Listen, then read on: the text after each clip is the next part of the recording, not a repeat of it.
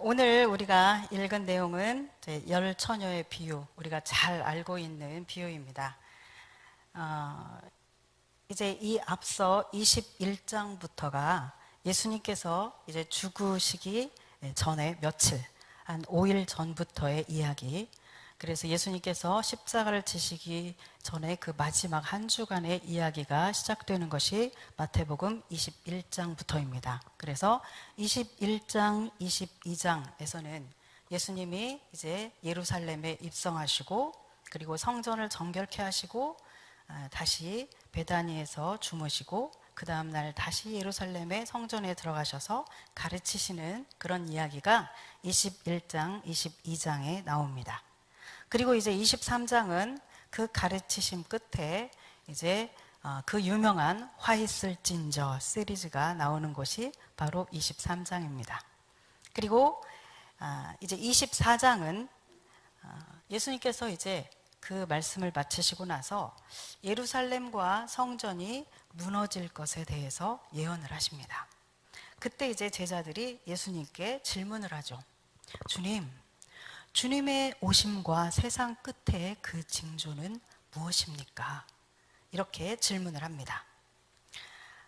그때 이제 예수님께서 그 제자들의 질문에 대해서 이제 답변을 하시는 그런 내용이 24장부터 25장까지의 내용입니다. 그래서 이제 세상 끝에 있을 징조는 이러이러한 것이다 라고 예수님께서 이제 가르쳐 주시는데, 여기에서 이 세상 끝이라고 하는 것은 이제 예수님께서 다시 오시는 우리가 많이 들었던 재림이라는 말 많이 들으셨죠? 다시 오신다, 그런 뜻이 재림입니다. 재림 그러면 무서운 느낌을 갖는 그런 사람들이 많이 있는데, 뭐 재림이 특별한 게 아니고 다시 오신다 그런 뜻이에요. 무서운 얘기 아니에요. 네. 그래서 예수님이 다시 오시는 그 세상 끝에는 어떤 일이 있을 것인가 라는 것을 이제 24장, 25장에 걸쳐서 말씀하십니다. 그러니까 우리가 이제 25장 1절에서 13절까지 열 처녀의 그 비유를 우리가 이제 본문으로 이제 보게 되는데, 이 본문은 바로 앞에 24장부터 이렇게 한 덩어리로 24장, 25장이 이렇게 한 덩어리로 연결되어 있다라는 겁니다. 그래서 24장, 25장 이 두 장에 걸쳐서 예수님은 인자의 임함, 재림, 그것을 주제로 해서 말씀하십니다. 자, 오늘 본문은 바로 이런 맥락에서 이런 그 제자들의 질문에 대한 그런 답변으로 대답을 하신 말씀이 바로 오늘 본문입니다. 자, 오늘 본문을 통해서 예수님이 말씀하고자 하시는 것이 무엇인지 저는 여기에서 이제 두 가지로 포인트를 잡고 말씀을 드리겠습니다. 먼저 첫 번째 포인트입니다. 첫 번째, 하나님 나라의 속성을 이 비유를 통해서 알 수 있습니다. 자, 제가 보는 그 마태복음의 가장 큰 특징은 시종일관 천국, 하나님의 나라를 이야기한다는 것이에요. 천국은 마치 이러면서 그 천국에 대한 비유가 굉장히 많이 나와요, 마태복음에. 그래서 이번에 이제 말씀 준비하면서 이렇게 보니까 진짜 많더라고요. 이 천국, 하나님 나라라고 하는 단어가 2장, 3장, 4장, 5장, 6장, 7장, 8장, 9장, 10장, 11장, 12장, 13장에서는 이제 그 천국은 마치 하면서 이제 본격적으로 그 비유에 대해서 쫙 설명하시고, 16장, 18, 19, 20, 21, 22, 23, 24, 25 계속 한 그 모든 장에 천국 혹은 하나님 나라라고 하는 그 단어가 이렇게 촘촘히 박혀 있는 그런 책이 바로 마태복음이에요. 예수님께서는 이 하나님의 나라, 천국 복음을 선포하셨는데, 그래서 오늘 본문도 보면 처음에 어떻게 시작합니까? 오늘 본문이 어떻게 시작하죠? 그때의 천국은, 오늘 본문도 역시 그때의 천국은, 이렇게 천국은으로 시작합니다. 네, 천국에 대한 말씀을 아주 많이 하셨어요. 특별히 지금 우리는 예수님께서 돌아가시기 며칠 전, 3, 4일 전, 그 정말 중요하고 소중한 그 시간에 주님이 하신 말씀을 우리가 지금 듣고 있는 겁니다. 자, 그래서 그때라는 것은 언제죠? 네, 우리가 앞에서 그 제자들이 질문한 그때입니다. 예수님이 다시 오실 때, 세상의 끝, 그때의 천국은 마치 등을 들고 신랑을 맞으러 나간 열 처녀와 같다, 이렇게 말씀하고 있습니다. 자, 고대의 결혼은 가족들과의 그 연합을 증대시키는 굉장한 이벤트였어요.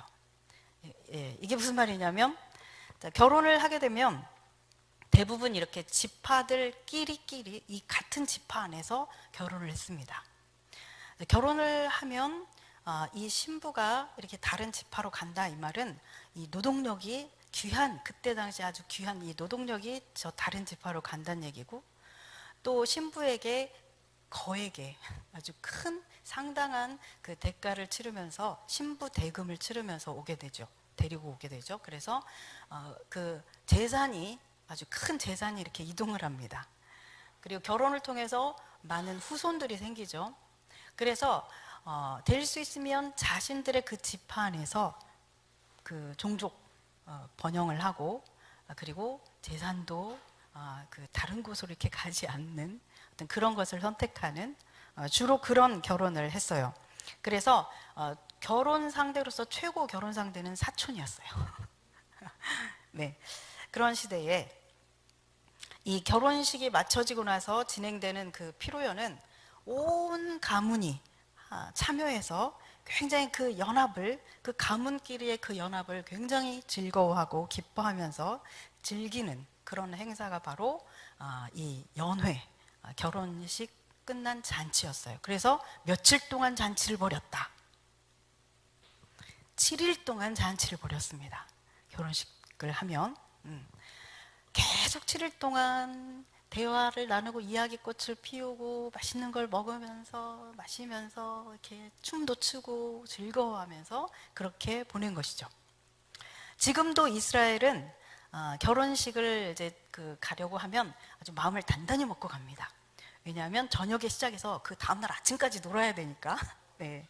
그래서 날을 새면서 막 손잡고 빙빙 돌면서 춤을 추고, 또 막 이렇게 여튼 아주 즐겁게, 이 즐기는 것이 무엇인지, 기쁨이 무엇인지를 아는 민족이 이스라엘 민족이에요. 그래서 이제 저녁부터 날 새도록 이렇게 놀고 또 이야기꽃을 피우고 즐기는 이제 그런 문화를 가지고 있어요. 지금도.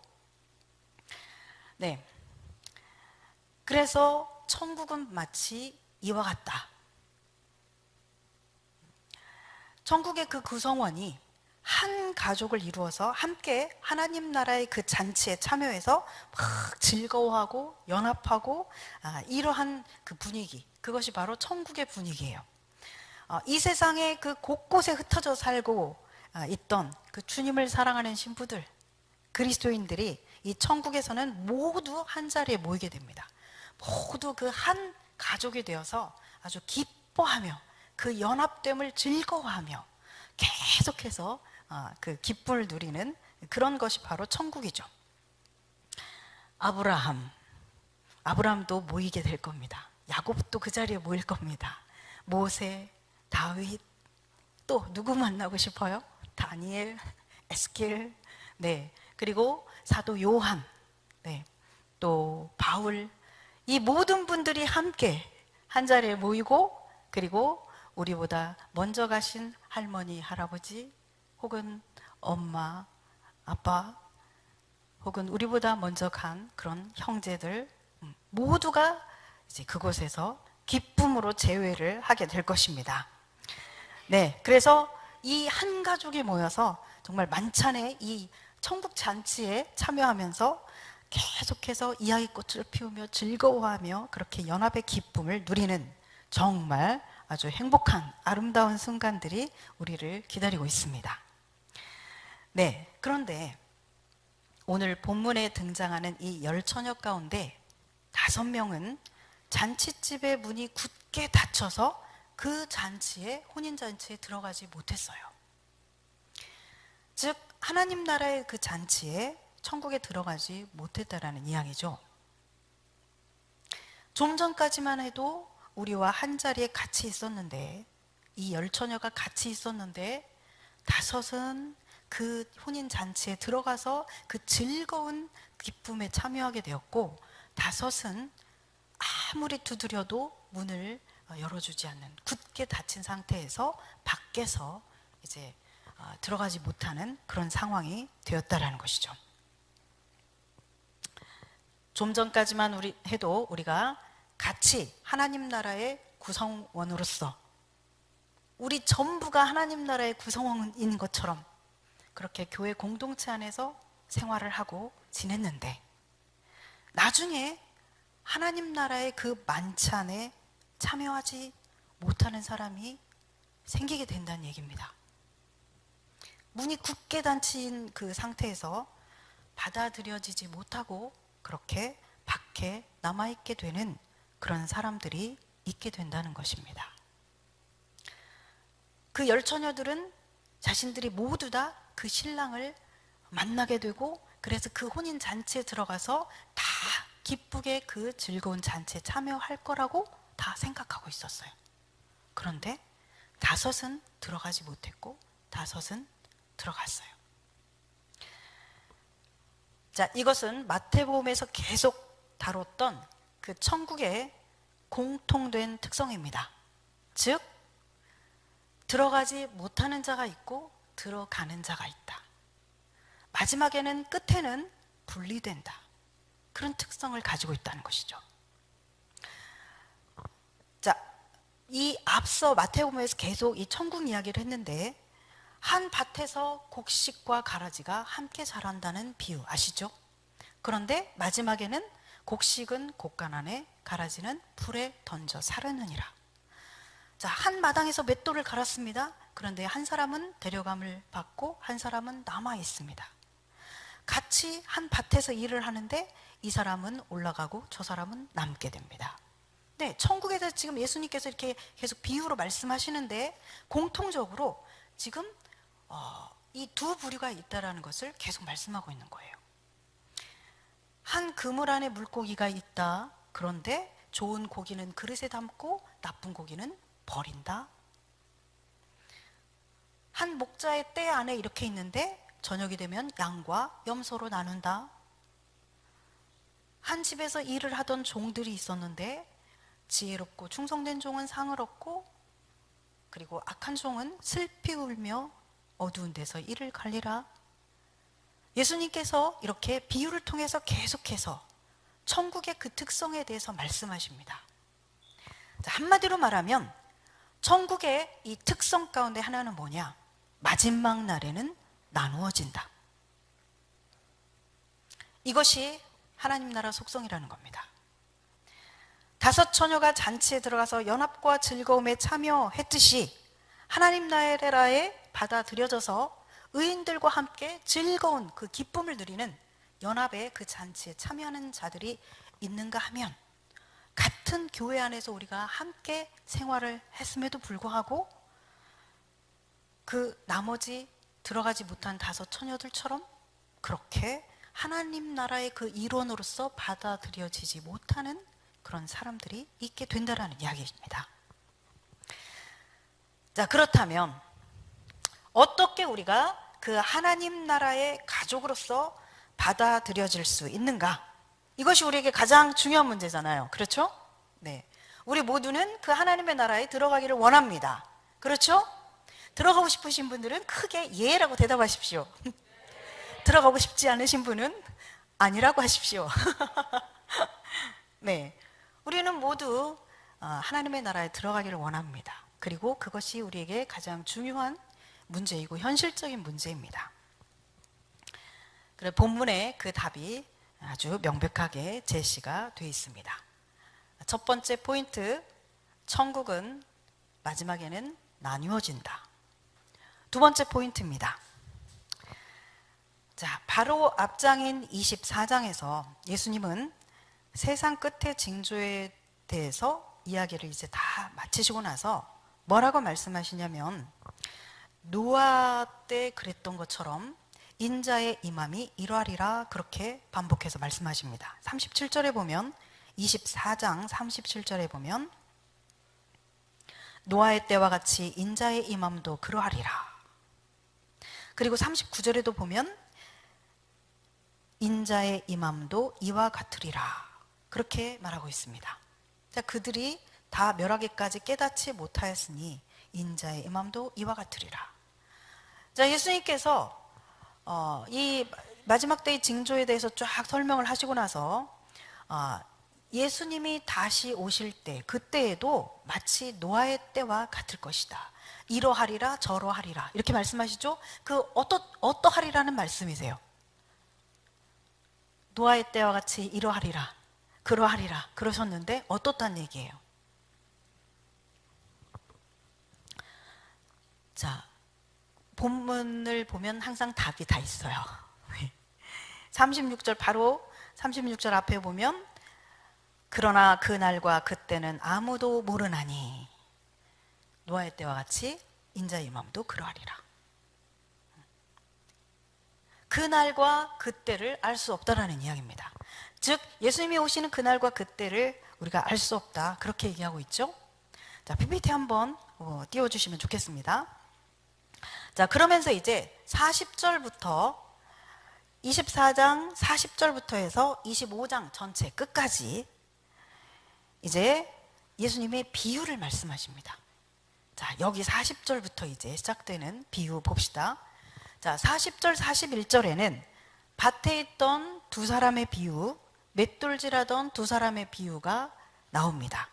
여기서도 역시 한 사람은 남고 한 사람은 데려가고, 그 이야기입니다. 자, 그 다음에 42절에서 그러므로 같이 읽어볼까요? 그러므로 깨어있으라. 어느 날에 너희 주가 임할는지 너희가 알지 못함이니라. 이렇게 말씀합니다. 그리고 이제 또 43절에서 도둑의 비유가 나옵니다. 자, 도둑이 언제 올지 몰라서 이 집이 뚫리는 그 비유를 이야기합니다. 그리고 나서 44절에서 또 이렇게 말씀합니다. 같이 읽습니다. 이러므로 너희도 준비하고 있으라. 생각하지 않은 때에 인자가 오리라. 아멘. 네. 그 다음에 이제 45절에서 51절까지 종의 비유를 이야기합니다. 종의 비유. 충성되고 지혜 있는 종은 어떻고 악한 종은 어떻고, 역시 두 부류에 대해서 이야기하시는 거죠. 자, 그리고 이제 우리가 보고 있는 25장 1절에서 13절까지의 열처녀 비유가 나옵니다. 여기서도 역시 다섯 나뉘어지죠. 그리고 나서 이제 13절, 이 오늘의 본문인 열처녀 비유를 마치면서도 또 한 번의 그러므로가 나옵니다. 그런즉, 그러므로, 이러므로 다 같은 단어입니다. 같이 읽겠습니다. 그런즉 깨어있으라. 너희는 그 날과 그때를 알지 못하느니라. 아멘. 네. 그리고 나서 14절에서 30절까지 다시 달란트 비유가 나옵니다. 그래서 착하고 충성된 종은 상을 받고, 그리고 악하고 게으른 종은 밖에서 슬피 울며 이를 간다, 그 이야기가 나오죠. 그리고 이제 마지막으로 31절에서 46절까지는 양과 염소의 비유가 나옵니다. 자, 그래서 이제 예수님께서 이렇게 24장, 25장에 걸쳐서 그 제자들의 질문에 대해서 답변을 하시면서 이제 40절부터 쫙 비유를 말씀하시는데, 결론적으로 말하면 무슨 얘기예요? 무엇을 말씀하고자 하시는 거예요? 네. 이 답을 다 보여드렸잖아요. 그렇죠? 이렇게 흰색, 노란색, 흰색, 노란색, 흰색, 노란색, 샌드위치 같죠? 네, 샌드위치 구조라고 합니다.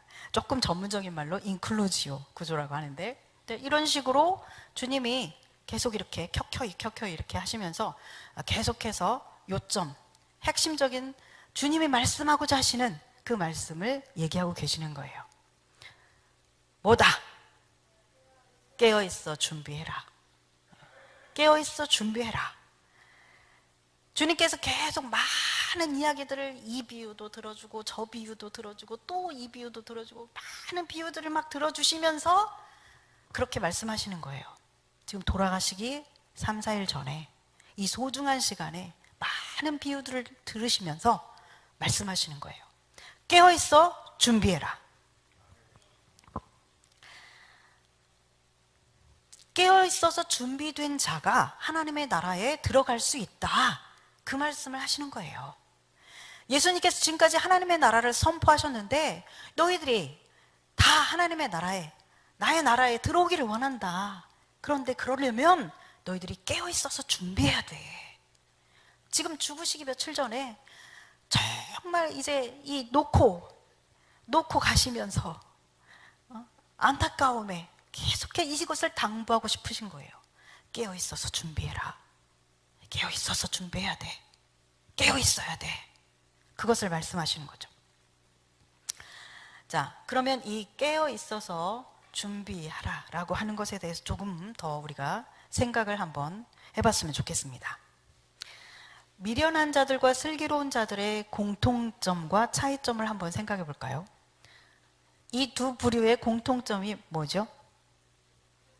네, 그렇죠. 등을 가지고 있었어요.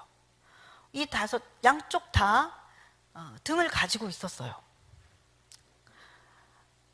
그러니까 신랑이 올 걸 알고 있었죠. 미련한 5 처녀도 신랑이 올 거라는 걸 알고 있었고 그 신랑을 기다렸어요. 등을 준비해 놨으니까. 그죠? 네. 우리 시대 표현으로 치면 교회 다닌 사람이었어요. 그죠? 교회 다닌 사람이었어요. 주일 되면 교회도 나오고, 예. 뭐 종교적인 어떤 행사에 참여도 하고, 예. 뭐 복음에 대해서 듣긴 들었고, 뭐 그런 사람이라는 거죠.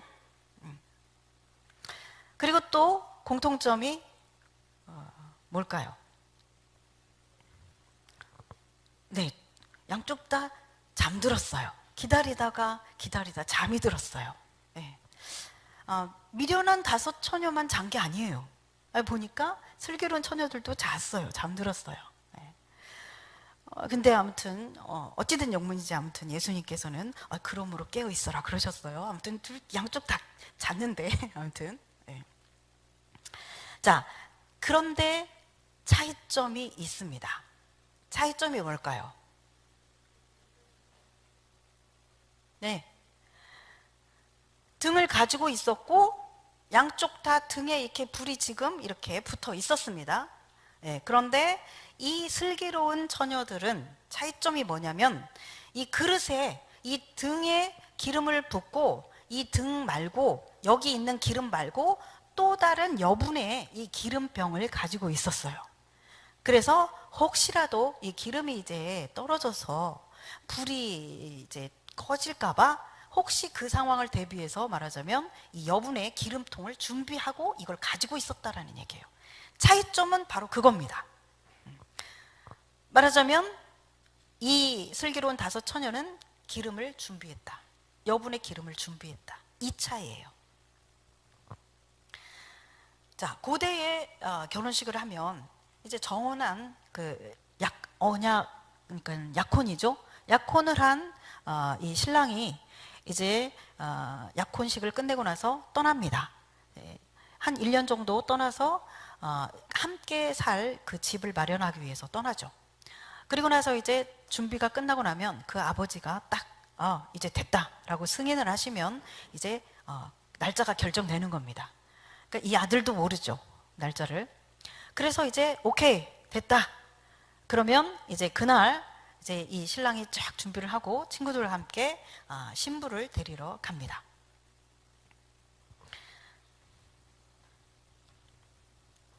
자, 그래서 이제 이 신랑이 이 신랑의 친구들이 막 나팔을 불고 소리를 지르면서 신랑이 오고 있음을 알립니다. 그러면 이 소식을 듣고서 이제 신부 측의 그 집에서는 막 이제 그동안 이제 1년쯤 되면 올 것이라는 것을 이제 대략 알기 때문에 언제인지는 날짜는 모르지만 이제 대략 거의 준비를 다 해놓고 이제 기다리고 있는 상황이에요. 그래서 이제 신랑이 오고 있다라는 소식을 듣고 이제 막 깨어나서 이제 저녁이니까 막 이제 정신없이 이제 그동안 준비해놨던 모든 것들을 이제 챙기면서 부지런히 신랑을 맞을 태세를 갖추는 겁니다. 이제 이 신부의 친구들도 신랑을 맞이하기 위해서 등불을 들고 지금 깜깜한 밤을 이제 밝히면서 신랑을 맞이하게 되는 거죠. 자, 이런 상황 설정입니다. 그래서 이제 열 처녀가 그렇게 신랑을 기다리고 있는데 신랑이 너무 늦어. 그래서 잠이 들어버렸어요. 그래서 열 처녀가 이제 쿨쿨 자다가 딱 깼는데 이 5명의 처녀의 등불이 막 위태위태한 게 꺼져가고 있는 거예요. 큰일 났네. 그런데 어떻게 기름이 없어. 어떡하지? 이러면서 이 5 처녀에게 좀 그 기름을 좀 빌려달라고 그렇게 사정을 하죠. 이 꺼져가는 불을 살릴 수 있는 기름이 없는 거예요. 이 5 처녀에게. 이 기름만 있었으면 아무런 문제 없이 여기 들어갈 수 있었는데 이 기름이 문제였던 거예요. 이 5 처녀에게는 여분의 기름이 있었기 때문에 아무런 문제가 되지 않았어요. 그래서 이 5 처녀가 기름을 빌리고자 했지만 결국은 우리가 그러다가 서로 양쪽 다 모자라서 불을 밝힐 수 없게 되어버릴까 염려스러우니 그냥 가서 사와라. 그래서 이제 갔어요. 그런데 그 기름을 사러 간 사이에 신랑이 와버린 거야. 예. 그래서 이제 혼인잔치의 문은 닫혀버렸습니다. 비유의 절반은 사실이고 절반은 허구예요. 그렇죠? 우리가 뭔가를 전달하고자 할 때 비유를 쓰는 이유는 이제 그 목적하는 메시지를 좀 더 효과적으로 전달하기 위해서 그렇죠. 자, 그래서 결혼 문화라고 하는 그 사실에다가 이제 이 열처녀의 어떤 이런 그 상황, 결혼식의 이 상황을 허구의 상황을 이렇게 설정을 해놓고 이제 말씀을 하시는 겁니다. 그렇기 때문에 기름을 좀 빌려줘야지 세상에 너무 야박한 거 아니야? 아이고 그렇게 사정을 하면서 문을 두드리는데 좀 열어주지. 너무 냉정한 거 아니야? 이런 얘기 하면 안 됩니다. 그렇죠?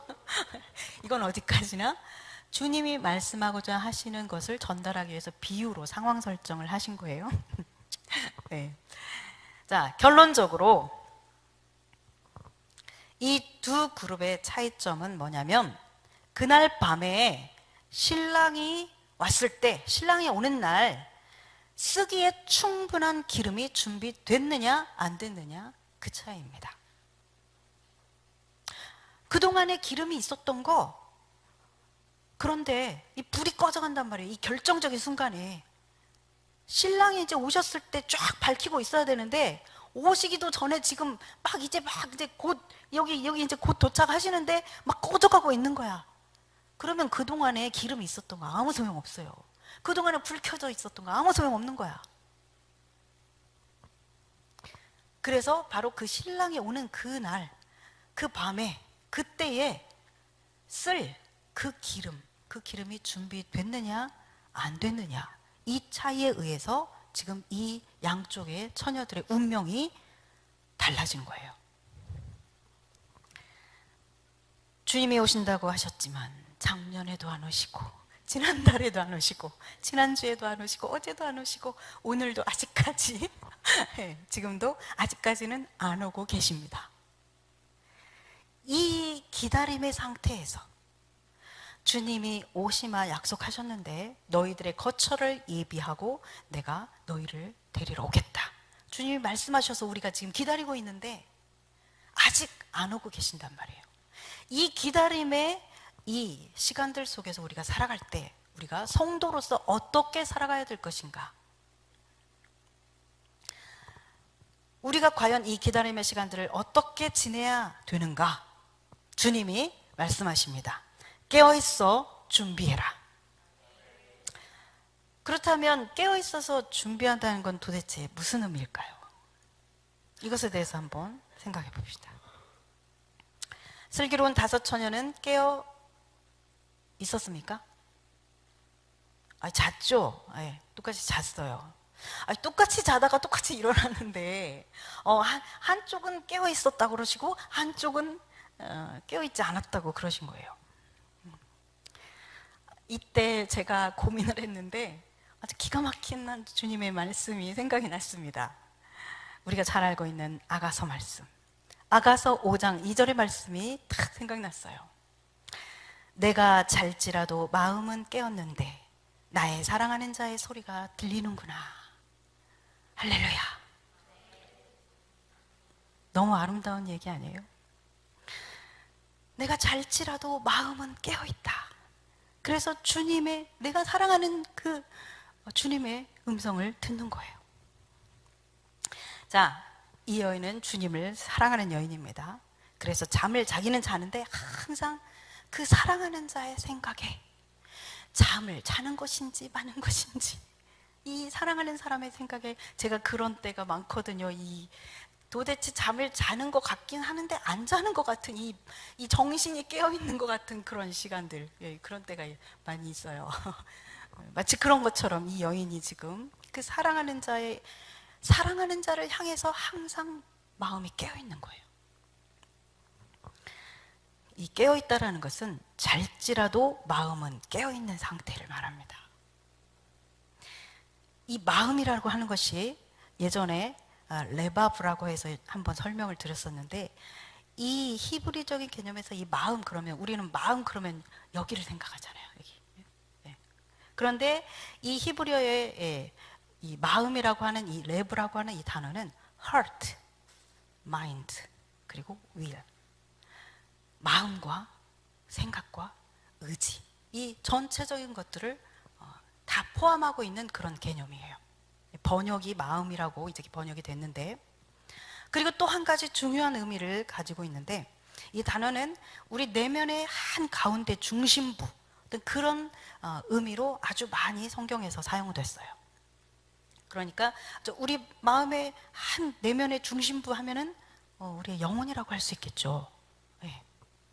자, 그래서 내 마음이 깨어 있다라는 것은 무슨 말이냐면, 내 영이 깨어 있어서 나의 마음과 생각과 그리고 의지가 각성되어 있는 그런 상태, 그것을 마음이 깨어 있는 상태라고 그렇게 볼 수 있습니다. 자, 그래서 주님께서 보실 때는 지금 두 부류가 있는 거예요. 그 영이 잠자는 자가 있고 영이 깨어 있는 자가 있다는 거예요. 이 두 부류가 있다는 거예요. 그래서 영혼이 쿨쿨 잠자고 있는 사람은 하나님의 나라에 들어갈 수 없고, 그리고 영이 다 깨어 있는 사람은 하나님의 나라에 들어갈 수 있다는 얘기입니다. 그러니 우리의 영혼이 깨어 있다는 것이 얼마나 중요한 것입니까? 지금 예수님께서, 이건 제가 그냥 지어낸 얘기가 아니고, 지금 예수님께서 이 마지막 한 주간을 보내시는 십자가를 지시기 3, 4일 전에 그 귀한 소중한 시간에 많은 비유들을 들어서 우리가 말씀하시는 거예요. 너희가 깨어 있어서 준비해야 된다. 봐라, 이런 비유, 이런 비유, 이런 비유 다 갈라진다. 마지막 때는 나뉘어진다. 너희가 지금 한 무리 가운데 있는 것 같지만, 너희가 한 무리로 다 들어가면 좋겠지만, 깨어있는 자는 들어가고 깨어있지 않은 자는 못 들어간다. 지금 그 말씀을 하시는 거예요. 영혼이 깨어있는 사람의 특징이 뭔지 아십니까? 특징 중에 한 가지, 대표적인 특징 한 가지를 얘기한다면, 자기 상태를 잘 파악하고 있어요. 자기 상태를 잘 알아서 빠르게 대처합니다. 네, 잠언 20장 27절 말씀에 보면, 사람의 영혼은 여호와의 등불이라 사람의 깊은 속을 살피느니라, 이런 말씀이 있습니다. 자, 이 우리의 속마음과 이 생각을 밝혀줘서 이 속을 볼 수 있도록 하나님께서 등불을 주셨는데, 그게 바로 우리 영혼이다라는 얘기예요. 하나님이 우리 자신의 이 속을, 우리 자신을 알 수 있도록, 볼 수 있도록 주신 등불과 같은 것이 바로 우리의 영혼이라는 것이에요. 영. 그래서 우리 영혼의 그 등불이 우리 자신을 밝혀줘서 지금 내게 기름이 떨어져 가고 있는지, 아니면 바닥이 났는지, 아니면 충분한지, 이것을 볼 수 있게 해주셨다는 얘기입니다.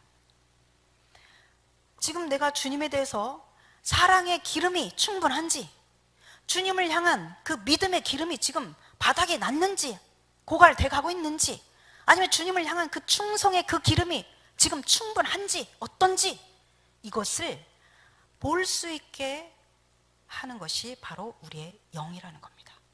그러니 우리의 영이 쿨쿨 잠들어 있으면 알 수 있겠어요? 내 영이, 내가 지금 죽어가고 있는데도 알 수 없어요. 내 영이 깨어 있어야만 내가 지금 어떤 상태인지를 알아요. 아이고, 기름이 떨어지네, 빨리 기름 채워야 되겠네, 괜찮구나, 이걸 알 수 있는 것이죠. 여러분의 영혼의 등불은 지금 환하게 켜져 있습니까? 하나님께서 제사장들에게 이 등대의 등불을 1년 365일 절대로 꺼뜨리지 말아라 명령하셨어요. 그래서 너희는 날마다 아침 저녁으로 그 등불을 감검하라, 그렇게 명령하십니다. 지금 이 등불이 얼마나 가겠는가, 지금 기름이 떨어져 가고 있는가, 충분한가, 날마다 아침 저녁으로 확인하라는 거예요. 그래서 이 기름이 떨어짐으로 인해서 불이 꺼지는 일이 없도록 너희는 날마다 아침 저녁으로 간검하라. 그래서 등불에 불이 꺼지지 않게 하라, 하나님께서 그렇게 명령하셨습니다. 여러분들의 영혼의 등불은 켜져 있습니까? 아침 저녁으로 여러분들의 영혼의 등불이 켜져 있는지, 기름이 어느 정도인지 확인하고 계시나요? 여러분들의 그 속 사람이 어떠한 상태인지 여러분들의 영혼이 지금 잘 비춰주고 있습니까? 하나님이 주신 등불과 같은 것이 바로 우리의, 여러분들의 영입니다. 이것이 빛을 환하게 비추고 있어야 내가 지금 어떤 상태인지를 알 수 있고 신속하게 대처할 수 있어요. 자, 여러분들이 한번 잘 보시기 바랍니다. 아이고, 내 안에 지금 믿음의 기름이 떨어지고 있네, 그러시는 분들은 믿음의 기름을 채워야 됩니다. 내 안에 지금 주님을 향한 그 사랑의 기름이 떨어져 가고 있다, 기름이 지금 말라가고 있다, 빨리 채우십시오. 주님을 향한 그 충성의 기름이 지금 바닥나고 있는가? 그러면 빨리 채우시기 바랍니다. 여러분의 그 등불이 꺼지지 않게 하십시오. 자, 사도 요한을 통해서 예수님이 하신 말씀을 잘 한번 들어보세요. 요한계시록 3장 1절에서 3절까지입니다. 같이 한번 읽어보겠습니다. 4대 교회의 사자에게 편지하라. 하나님의 7 영과 7 별을 가지신 이가 이르시되, 내가 네 행위를 아노니 내가 살았다 하는 이름은 가졌으나 죽은 자로다. 너는 일깨어 그 남은 바 죽게 된 것을 굳건하게 하라. 내 하나님 앞에 내 행위에 온전한 것을 찾지 못하였느니, 그러므로 내가 어떻게 받았으며 어떻게 들었는지 생각하고 지켜 회개하라. 만일 일깨지 아니하면 내가 도둑같이 이르리니 어느 때에 내게 이르는지 내가 알지 못하리라. 아멘. 자, 지금 예수님이 죽음을 앞두고 제자들에게 깨어 있어라, 이렇게 말씀을 하셨는데 죽으셨어요. 그리고 다시 60여 년이 지난 어느 날 사도 요한에게 나타나셔서 또 똑같은 얘기를 하시는 거예요. 일깨어, 그렇게 얘기하죠. 2번이나, 이 절에서 지금 2번이나 말씀하고 있죠. 너는 일깨어 남은 바 죽게 된 것을 굳건하게 하라. 야, 네가 지금 살아있다라고 생각하고 있는데, 네가 지금 살아있다고 하는데 내가 봤을 때 너는 지금 죽어가고 있어. 정신 차려. 일깨어, 이 단어가 정신 차리다, 그런 뜻이에요. 정신 차려라. 정신 차리고 지금 그 남은 바 죽게 된 것. 무슨 말이에요? 네가 지금 죽어가고 있는 너의 그 속사람을 빨리 살아날 수 있도록 해라, 이 말이에요. 그러면서 또 다시 뒷부분에 또 그러죠. 일 깨지 아니하면, 정신 차리지 아니하면, 깨어있지 않으면 내가 도둑같이 이르느니 어느 때에 내가 이를지 알지 못한다. 오늘 본문 그리고 앞서 말씀하신 이 모든 이야기들을 포함하고 있는 이 말씀을 또 60여 년 후에 사도 요한에게 나타나셔서 똑같이 말씀하신다는 얘기입니다. 이게 얼마나 우리에게 중요한지 아시겠습니까? 이제 요한계시록을 끝으로 기록된 성경은 마감됐습니다. 이 마지막 서신, 예수님과 함께 지냈던 예수님의 그 사랑하는 그 제자들이 다 죽고 마지막 남은 한 명, 사도 요한이 이제 늙어서 90몇 세 이렇게 늙어서 이제 죽음을 앞두고 있는데 마지막으로 예수님께서 이 사도 요한에게 또 나타나셔서 당부하신 말씀이 정신 차려라, 깨어있어라, 그 말씀이시라는 거죠. 이것은 앞으로 오고 올, 앞으로의 모든 세대 가운데 있을 그 교회를 향하신 예수님의 말씀입니다. 그래서 우리가 깨어있는 것, 이것은 아주 중요해요. 우리가 사느냐 죽느냐의 문제를 결정하는, 반드시 기억해야 되는 중요한 말씀인 것이죠. 주님의 날, 마지막 때의 이 카이로스가 카운트다운 되기 시작하면 그때는 이미 우리의 뭐 사랑의 기름, 믿음의 기름, 충성의 기름, 이것을 준비할 기회는 지나간 거예요. 그때는 준비할 때가 아니라 준비해 놓은 기름을 써야 되는 때예요. 그때 써야 하기 때문에 준비하라는 거예요. 주님이 짠 하고 우리 눈앞에 이제 나타나실 때는 이미 게임 오버, 끝났어요. 그때는 이제 그동안의 모든 수고가 끝나고 아주 영광스러운 행복한 순간이 될 겁니다. 우리가 그때의 그 순간을 바라보며 지금 가지 않습니까? 그 영광스럽고 너무나도 아름답고 너무나도 기쁘고 행복한 그 순간, 그 행복함을 맛보려면 지금 깨워서 준비해야 됩니다. 예수님이 다시 오시는 그 재림, 그것이 임박했다라는 것을 이렇게 선포하고 이제 그 징조가 막 나타나기 시작하는 때부터 해서 이것은 뒤에서 설명하죠. 주님이 이제 진짜 임박하게 이제 오셨다라고 하는 것이 선포되는 그때로부터 주님이 짠 하고 진짜 우리가 주님의 얼굴을 배울 그 순간까지의 이 시간, 신랑이 오고 있다 라고 하는 소리와 나팔 소리를 듣고 나서 이제 신랑이 쫙쫙쫙 와서 눈앞에 딱 나타나서 결혼식장으로 딱 들어가는 그때까지의 그 순간, 이 기간, 이 기간이 우리가 기름이 필요한 기간이에요. 준비한 기름이 필요하고 기름을 써야 되는 시간이 바로 그때예요. 그래서 그 시간들을 견딜 수 있고 기다릴 수 있는 믿음, 충성, 사랑, 이것이 준비된다는 거예요. 우리가 준비해야 될 기름이라는 건 뭐냐? 그 시간대, 우리가 예수님을 보기까지의 우리가 견뎌야 되고 기다려야 되는 그 시간, 그 시간대에 우리가 견딜 수 있는 사랑이 필요하고, 주님을 향한 사랑이 필요하고, 주님을 향한 충성이 필요하고, 주님을 향한 그 믿음이 필요합니다. 그 믿음 누구한테 빌릴 수 있어요? 여러분, 다른 사람이 가지고 있는 믿음 빌려서 천국 들어갈 수 있습니까? 이 기름은 빌릴 수가 없어요. 주님을 향한 믿음 빌릴 수가 없어요. 주님을 향한 사랑 어떻게 빌려요? 주님을 향한 충성, 그 충성으로 그 시간을 버텨야 되는데 그 충성을 누구한테 빌리겠습니까? 그것이 어디 하루아침에 생깁니까? 기회가 주어질 때, 준비할 수 있는 시간들이 주어질 때 준비해야 됩니다. 아직 기다릴 시간이 있는 지금 우리는 바로 주님을 향한 그 믿음을 키워나가야 되고, 주님을 향한 충성을 키워나가야 되고, 주님을 향한 그 사랑을 키워나가야 됩니다. 잘하는 시간이 있잖아요.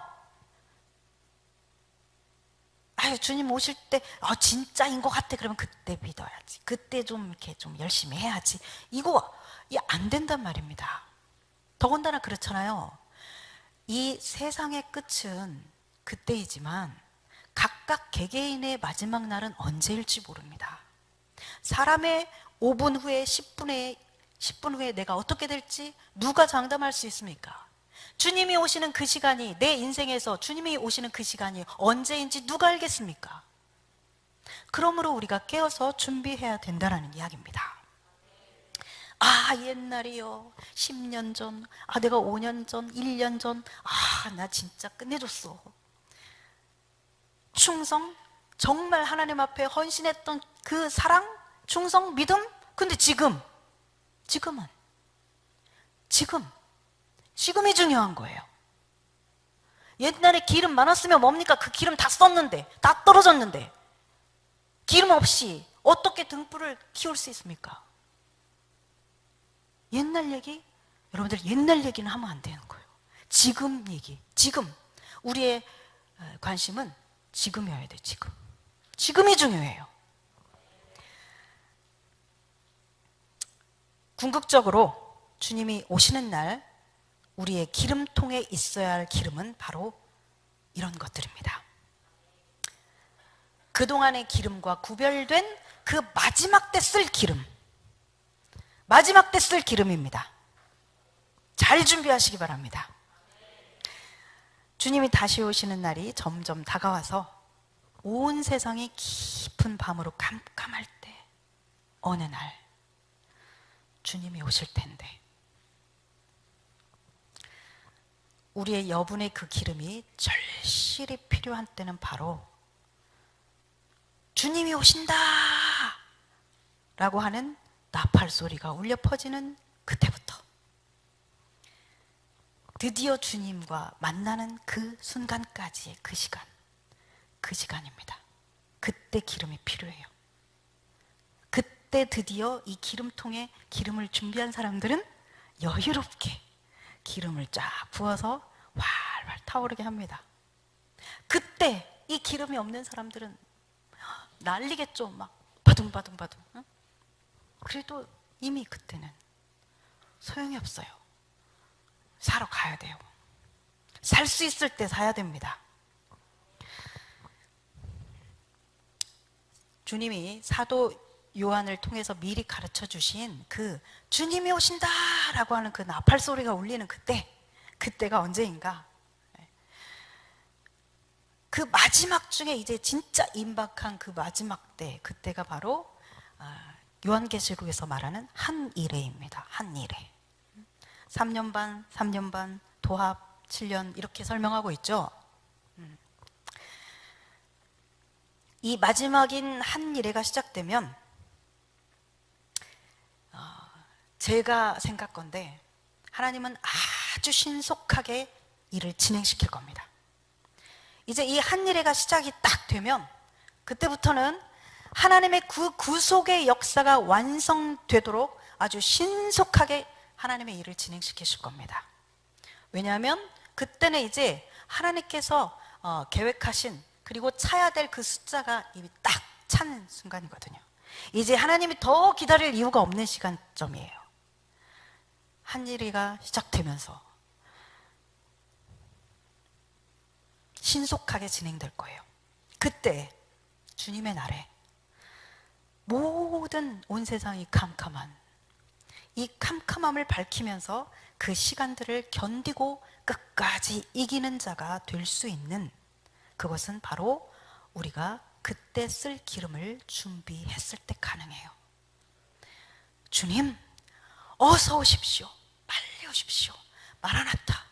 주님, 저는 어떠한 고난 가운데서 나는 주님을 부인하지 않겠습니다. 예수 그리스도를 요한계시록에 보면 그러죠. 하나님의 계명을 지키고 예수의 그 보혈에 대한 그 믿음의 고백이 있는 자들이에요.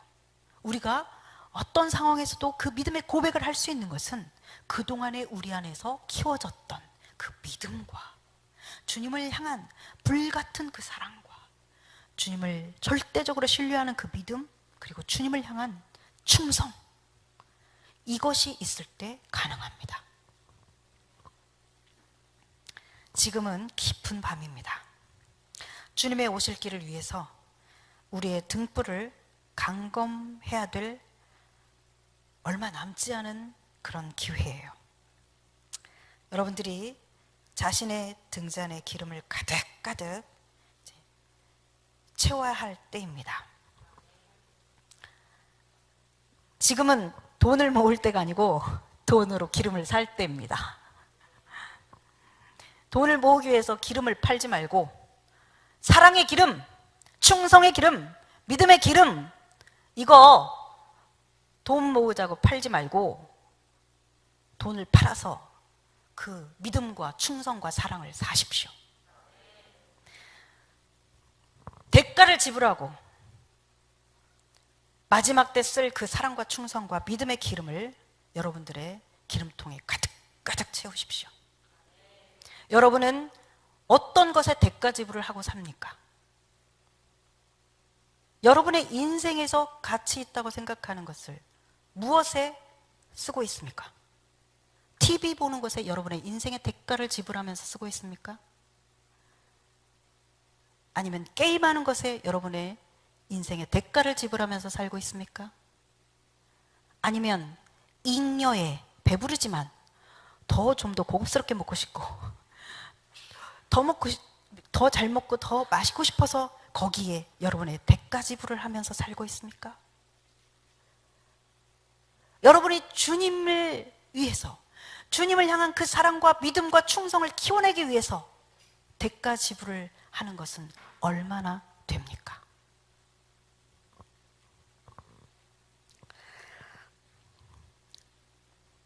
우리에게 하나님께서 여러분들을 양무리로 맡겨주셨는데 여러분을 정말 사랑하는 마음으로, 그리고 하나님에 대한 충성심을 가지고 여러분들에게 권면합니다.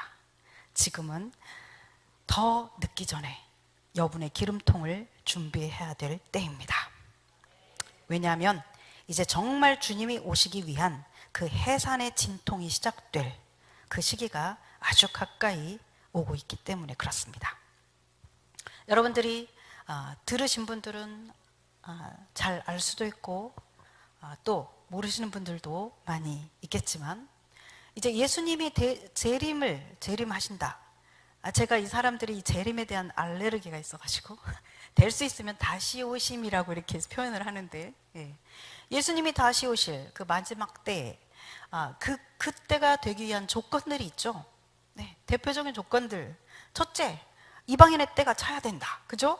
네. 그래서 마태복음 24장 14절 말씀 보면, 이 천국 복음이 모든 민족에게 증언되기 위하여 온 세상에 전파되리니 그제야 끝이 오리라 그랬습니다. 자, 모든 민족에게 예수님의 이 복음이 들어가면 그때 이제 끝이 온다라고 말씀하신 거죠. 제가 이해하기로 이 끝이라는 것은 한 일회가 시작되는 것을 의미하는 것으로 이해하고 있습니다. 자, 그래서 전 세계에 24,000 종족이 있다고 그랬죠. 그 중에 10년 전까지 복음이 들어가지 못한 미전도 종족이 3,000 종족이었다고 그랬습니다. 그런데 지금 현재 남은 종족은 500 종족이에요. 자, 그러면 지난 10년 동안 2,500 종족에 대해서 성경을 번역하고 그렇게 해서 복음이 들어갔다는 얘기죠. 10년 동안 2,500 종족이. 자, 그러면 500 종족이 남았어요. 그러면 이 종족들에게 성경이 번역되어서 들어가는 데는 얼마나 걸릴까요? 10년 걸릴까요? 네. 산술적으로 계산하면 5년도 안 되겠죠. 더군다나 전문 선교사들은, 성경 번역 선교사라든가 이런 전문가들은 이야기하기를 컴퓨터와 그 소프트웨어가 굉장히 발달을 했기 때문에 더 신속하게 수행할 수 있다라고 그렇게 보고 있습니다. 네. 모든 민족에게 복음이 이제 들어가는 그 완수되는 시점이 아주 코앞으로 다가와 있다라는 것이죠. 그 다음에 두 번째, 여러분들이 잘 아는 이스라엘이 돌아와야 됩니다. 네. 우리가 예수님이 지금 언제 오실 것인가, 그리고 한 이래가, 그러면 도대체 그 한 이래가 언제야? 그때는 어떻게 알 수 있어? 알 수 있어요. 주님께서 계시록을 통해서 가르쳐 주셨고, 그 계시록을 풀 수 있는 다니엘과 에스겔과 스가랴와 많은 말씀들을 통해서 우리로 하여금 알게 하셨어요. 어디 가서 또 예수님이 오시는 날이 언젠지 안다더라 이런 이상한 소리 하지 마세요. 그 날과 때는 알 수 없어요. 네. 자, 그래서 이스라엘이, 자, 마태복음 23장 38절에서 39절 보면 아주 많은 말씀이 있지만 그냥 한 가지만 보겠습니다. 같이 읽을까요? 보라, 너희 집이 황폐하여 버려진 바 되리라. 내가 너희에게 이르노니 이제부터 너희는 찬송하리로다. 주의 이름으로 오시는 이여 할 때까지 나를 보지 못하리라 하시니라. 아멘. 너희 집, 이스라엘을 말합니다. 네, 이스라엘이 이제 황폐해져서 버려진 바 되어서, 즉 이스라엘이 망하죠. AD 70년에 망했습니다. 예수님이 말씀하신 대로 실제로 망했어요. 70년에. 그리고 여러분들이 잘 알다시피 예수님이 예언하신 대로 성전은 돌 위에 돌 하나도 남지 않고 다 사라져 버렸습니다. 그리고 지난 1950년 동안 완전히 이스라엘이라는 나라는 없어졌어요. 이 예언은 2700년 전, 2500년 전, 그 전에 이사야, 예레미야, 다니엘, 스가랴, 많은 그 선지자들 통해서 예언된 내용이에요. 근데 진짜로 그 예언들이 이루어져서 그동안 2000년 동안 이스라엘이 나라가 없었습니다. 이스라엘이라는 나라 이름이 없어졌어요. 그런데 1948년 5월 14일에 갑자기 세계사 가운데, 사라졌던 세계사 가운데 이 이스라엘이라는 나라가 다시 생겼네. 이제 주님께서 그 마지막 때를 향해서 구체적으로 본격적으로 일을 시작한 시점이에요. 이스라엘이 다시 세계사 가운데 등장한 것은. 자, 그래서 그 이스라엘 안에 예수 그리스도가 메시아라는 것을 인정하고 바룩 하바 베셴 아도나이, 찬송하리로다, 주의 이름으로 오시니요, 예수 그리스도를 찬양하고 찬미하는 그때가 되면 내가 오겠다라고 말씀하신 거예요. 그 찬송이 울리기 전까지는 너희가 나를 보지 못할 것이다. 그 찬송이 울리면 나를 볼 것이다. 그 말씀입니다. 자, 그래서 이스라엘이란 국가가 그렇게 생겨서 이제는 방금 말씀드린 것처럼 오래전부터 예언되었던 내용들이 다 지금 구체적으로 생생하게 성취되고 있는 그 시대를 지금 우리가 살고 있는 거예요. 우리는 지금 성경 속에 있는 이야기, 아주 옛날 얘기를 지금 듣는 게 아니라 우리는 지금 이 성경에서 말하고 있는 말씀이 지금 우리가 살고 있는 이 현대, 지금 성취되고 있는 것을 보고 있는 이 세대 가운데서 지금 마지막 세대 가운데 살고 있는 거예요. 할렐루야. 네. 자, 그리고 1948년 건국 당시에 예수님을 믿는 자, 메시아닉 주가 딱 3명밖에 없었다고 그랬죠. 그런데 지금 약 4만 명이 됐다라고 보고하고 있습니다. 자, 그러면 10년 전에 15,000명이었거든요. 제가 10년 전에 이스라엘과 다시 오실 주님 그거 여러분들에게 강의할 때 그때 제가 15,000명이라고 말씀드렸어요. 이스라엘의 메시아닉 주가 15,000명이다. 근데 이 10년 동안에 25,000명 정도가 증가된 거예요. 자, 그러면 3명에서 15,000명까지 되는 게 60년이 걸렸어요. 근데 이제 그 이후로 10년 동안에 25,000명, 10년밖에 안 걸려서 15,000명보다도 훨씬 많은 25,000명이 그 사이에 증가되었어요. 앞으로는 이제 더 많이 빠른 시간 안에 증가할 겁니다. 왜냐하면 그만큼 메시아닉 주들이 유대인들 안에서 4만 명이 있기 때문에 그들이 지금 곳곳에 마을마다에 들어가서 지금 그들이 복음을 전하고 또 유대인들 목회자들이 생기고 우리가 이제 지원하고 있는 그 키리앗갓 같은 경우도 그렇죠. 네. 그래서 그런 많은 교회들이 이제 직접 유대인들이 자기 민족을 향해서 복음을 전하는 그런 일들이 일어나고 있기 때문에 더 신속하게 이제 예수 그리스도가 메시아라는 것을 이제 인정하는 그런 사람들이 더 많아질 겁니다. 지금 이 일들이 다 성경에 예언되어 있는 일들이에요. 그래서 내가 너희를 온 세상에 다 흩어버리겠다.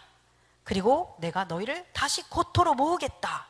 그랬는데 실제로 이스라엘이 다 망해서 세계에 다 디아스포라 다 흩어졌어요. 그런데 지금 1880년대 후반부터 계속 다 이제 이스라엘로 모여들어서 지금 벌써 800만 정도가 와 있죠. 저희가 지원하는 그 키리앗갓 그 교회가 에티오피아계 유대인이라고 그랬죠. 네. 그 사람들도 에티오피아에서 살다가 그들이 몇 년이었던가 그때 그 엄청난 정말 기적적인 그런 그 상황 속에서 수백만 명이 수십만 명이 들어온 거예요. 지금 세계 각국에서 그동안 전 세계에 흩어져 있던 유대인들이 계속해서 돌아오고 있어요. 이것을 일명 알리야 운동이라고 합니다. 알리야. 주님의 땅으로, 약속의 땅으로, 성서의 땅으로, 그들의 조상의 아브라함의 땅으로 계속해서 유대인들이 지금 돌아오고 있어요.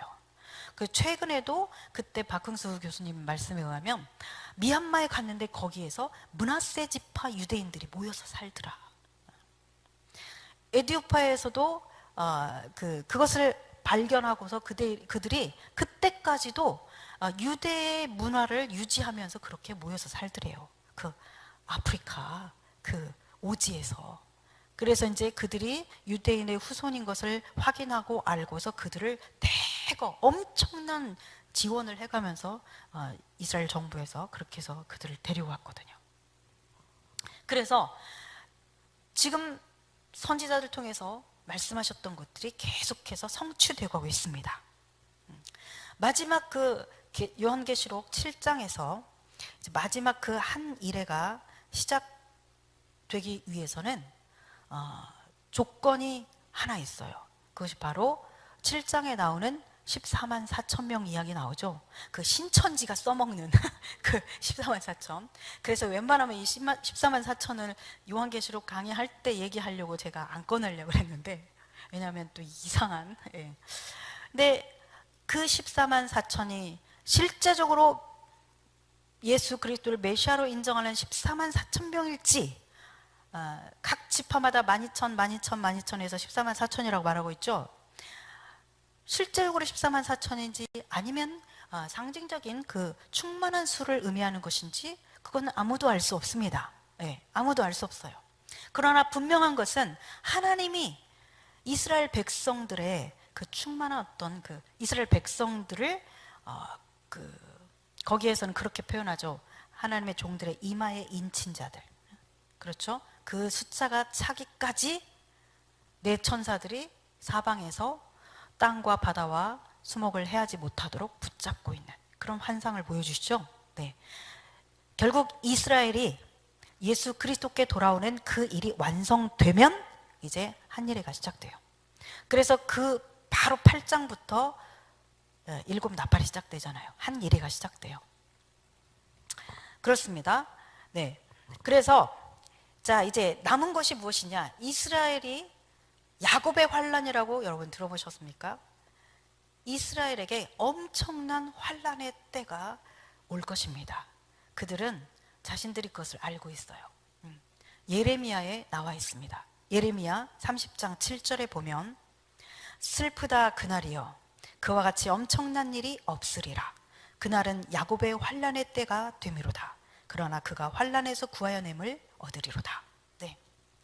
이 환란은 야곱의 환란이라고 부릅니다. 메시아 주들도 그것을 알고 있고 자신들 앞에 앞으로 엄청난 그 야곱의 환란이 올 것이라는 것을 알고 있어요. 그 이야기를 합니다. 그 환란의 시기는 이 한 일의 절반에 시작돼요. 이 마지막 3년 반, 이 기간이 그 이스라엘의 엄청난 환란의 기간이 될 것입니다. 자, 이런 그 모든 지금 흐르고 있는 이 정세들은 마지막 때를 향해서 가고 있다는 것을 말해주고 있어요. 하나님께서 지금 흔들고 계십니다. 흔들고 계세요. 우리에게 지금 일어나고 있는 이 코로나 있죠. 이 코로나도 하나님께서 하나님의 백성들을 흔들어 깨우시는 겁니다. 그런 관점에서 볼 수 있어야 돼요. 이미 제가 재작년인가요? 요한계시록 한 게 벌써 그렇게 되어버렸는데, 재작년에 요한계시록 할 때 이 코로나 얘기를 했습니다. 변종 바이러스 얘기, 코로나 얘기 했어요. 자, 그 전에도 사스, 메르스, 에볼라 엄청난 것들 때문에 두려워했었죠. 이번에 코로나가 찾아왔습니다. 이거 지나가면 어휴 살았다 할 것 같습니까? 또 옵니다. 이건 제가 분명히 장담할 수 있습니다. 또 와요. 변종 바이러스들이 계속해서 생길 겁니다. 그런데 우리는 이런 것들을 보면서 하나님께서 지금 하나님의 구속사의 완성을 위해서 지금 가고 계시는구나. 하나님의 시간표 안에서 우리가 해석할 수 있어야 돼요. 그것이 성도입니다. 성도란 세상 사람들이 보는 관점으로 똑같이 보고 똑같이 반응하고, 그건 성도가 아니에요. 왜냐하면 성도는 가치관이 이미 바뀌었거든요. 하나님의 말씀으로 하나님을 만나면서 가치관이 바뀌었거든요. 그리고 하나님의 말씀이 미래에 대해서, 우리의 삶에 대해서 완벽하게 가르쳐주고 있기 때문에 우리가 하나님의 말씀을 알고 있다면 지금 이 일이 무슨 일인가 해석할 수 있고 알 수 있거든요. 지금은 이 코로나도 마찬가지입니다. 하나님께서 하나님의 백성들을 깨우시는 겁니다. 정신 차려라! 정신 차려, 정신 차려. 내가 말했잖아. 내가 죽기 전에, 며칠 전에도 내가 말했잖아. 깨어있어, 준비하라고 말했잖아. 왜 지금까지 계속 잠을 자는 거야? 일어나, 일어나. 주님 오실 때가 가까이 오고 있어. 정신 차려, 정신 차려. 주님께서 깨우시는 하나님의 백성들, 그분의 나라로 데려가야 될, 하나님의 나라에 들어가야 될 주의 백성들을 깨우시는 사인입니다. 두려워 떨 게 아니라 어떻게 하면 이게 아니라 그 하나님의 시간 안에서 우리가 반응할 수 있어야 됩니다. 네, 여러분들이 그렇게 깨어 있어서 주님 오실 때를 준비하면서 살 수 있기를 바랍니다. 네, 오늘은 하나님께서 이 교회를 세우신 지 만 15년이 되는 그 기념을 하는 13일이죠. 우리가 생긴 지 13일입니다. 네, 그런 날이에요. 절반은 소성함을 얻는 교회로서 참 기쁨의 시간들을 지냈습니다. 많은 사람들이 말 그대로 소성함을 얻는 그런 역사들을 우리가 많이 보았습니다. 그리고 절반은 이 신부교회로서, 우리가 이제 중간에 이름을 바꿨잖아요. 신부교회로 이름이 바뀌면서부터 고난이 찾아온 거 아십니까? 네. 신부교회로서의 그 부르심 안에서 이제 주님께 빚어지는 시간들을 우리가 가졌습니다. 아가서 5장에 내가 잘지라도 마음은 깨어 있었던 그 신부. 그 신부가 어떻게 했죠? 자고 있었지만 깨어 있었어요. 그래서 주님이 두드리는 소리를 들었어요. 주님 음성 듣고 나갔어요. 그런데 주님은 없어요. 그래서 막 찾아서 헤매고 다녔어요.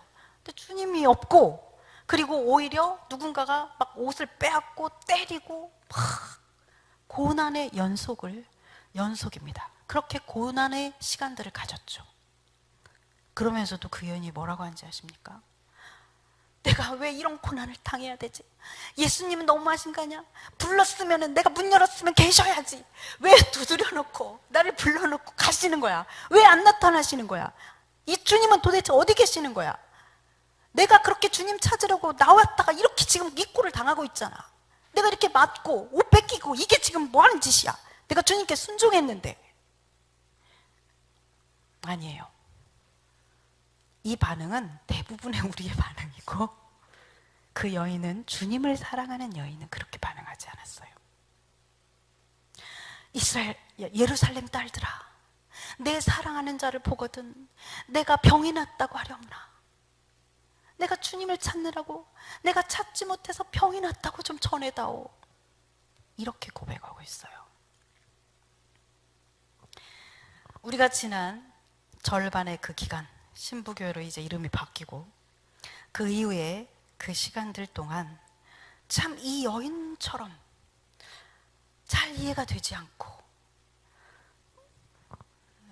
이해할 수 없는 그런 고난의 여정의 시간들을 보냈습니다. 그리고 우리는 그것을 잘 인내하고 통과했습니다. 네, 그 여인처럼, 그럼에도 불구하고 사랑을 고백했던 그 여인처럼, 되는 일도 없고 힘들고 그렇지만 여전히 주님을 사랑하는 그 인내의 시험을 우리가 통과했습니다. 할렐루야. 네, 주님께 감사합니다. 불투명한 교회의 이 현실 앞에서 그렇죠? 얼마나 그 미래가 불투명했습니까? 그 불투명한 그 교회의 현실 앞에서 많은 희생과 대가를 치러야 되는 그러한 그 자리에 서 있으면서 우리가 그 부르심의 자리를 떠나지 않고 여전히 주님의 집에서 함께 주님께 신실하게 반응하고 훈련 받을 수 있었던 시간들이었습니다. 우리 모두가 그 시험을 아주 잘 통과했어요. 우리를 붙들어 주신 하나님을 찬양합니다. 우리가 포기하지 않고 견딜 수 있게 힘을 주신 주님을 찬양합니다. 그 어려운 상황 속에서도 끝까지 주님을 사랑하는 그 마음을 포기하지 않고 주님을 더 사랑하는 법을 배울 수 있게 해주신 주님을 찬양합니다. 자, 이제 하나님께서 우리의 거처를 옮겨주시고 이제 하나님의 집을 세워주셨습니다. 지금부터가 이제 새로운 시작입니다. 제 3분기. 자, 1분기 소성함을 얻는 교회. 지난 절반의 시간. 2분기 신부교회로 바뀌면서 이제 그 절반의 시간. 이제 제 3분기가 시작됩니다. 할렐루야. 이 시기는 이제 예수 그리스도의 신부들이 소집되는 시간이 될 겁니다. 사람들이 이 집으로 모여서 예수 그리스도의 신부로서의 정체성을 알아가고 깨닫게 되고, 그리고 이 교회에 이제 이 주님의 집에 모여드는 그 사람들에게 때에 맞는 양식을 주고 다시 오실 주님을 맞이하기 위해서 준비할 수 있도록 깨우는 일들을 우리가 감당할 것입니다. 그래서 이 주님이 오실 때에 그 고난을 통과하고 나서 이 여인이 그 고난을 다 통과하고 나서 그 다음 장에서 뭐라고 하냐? 주님이 막 이 여인을 막 말하자면 찬미하는 거야. 예. 너는 해같이 맑고 군대같이 당당하구나. 막 이러면서, 그러면서 이 여인이 막 아주 향기로운 그런 열매들과 많은 향료들을 막 열매를 거두어서 주님 앞에 막 드리는 이런 장면들이 나오죠. 네, 우리가 그러한 자가 돼야 될 것이고, 또한 앞으로 이 교회로 오는 자들이 그렇게 신랑 되신 예수 그리스도를 맞이하기 위해서 그렇게 준비하며 주님과 아름다운 향기로운 동산을 이루어가는 그러한 교회가 될 것입니다. 네, 누가복음 24장 45절 같이 읽겠습니다. 충성되고 지혜 있는 종이 되어 주인에게 그 집 사람들을 맡아 때를 따라 양식을 나눠줄 자가 누구냐? 저요. 주님 신부교회요. 저희 신부교회에 있습니다. 네, 양식을 나눠주는데 때에 맞는 양식을 나눠줘야 될 텐데 그 때에 맞게 양식을 나눠줄 자가 도대체 누구냐? 어디 있냐? 주님이 찾으시는 거예요. 지금 이 마지막 시대에 주님이 오실 때가 가까워오는 이 시대에 이 때에 맞는 말씀을 선포하는 교회가 될 것입니다. 네, 하나님의 때를 알아서 양식을 나누어 주는 교회, 신부교회. 하나님의 부르심에 충성하는 교회, 신부교회. 네. 주님이 오실 때 충분한 기름통을 가지고 있어서 거기에 기름을 잔뜩 채워놔서 주님이 오실 길을 환하게 비춰주는 우리 모두가 될 수 있기를 예수 그리스도의 이름으로 축복합니다.